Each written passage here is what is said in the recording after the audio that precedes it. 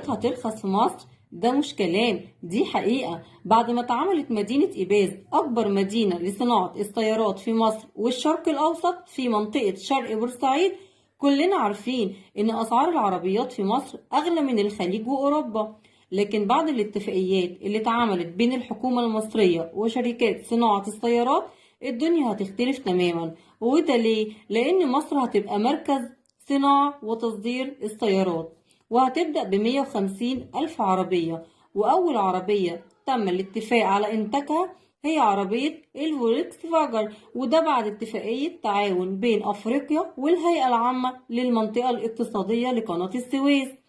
غير إنتاج سيارات بروتين الماليزية واللي هتقوم بها مصانع عز السويدي اللي هتنتج العربية في مصر بأسعار تنافسية. والمتوقع كمان إن مدينة إيباز هتجذب استثمارات بحوالي 240 مليون دولار. أما شركات إيتانكو وغبور مصر هيعملوا مصنع في السادات بتكلفة 2 مليار جنيه. وبكده نقدر نقول إن المشروعات هيكون نتيجتها إيجابية بنسبة 100%، وهتنخفض السيارات وهتدخل عملة أجنبية وهتوفر فرص عمل للشباب.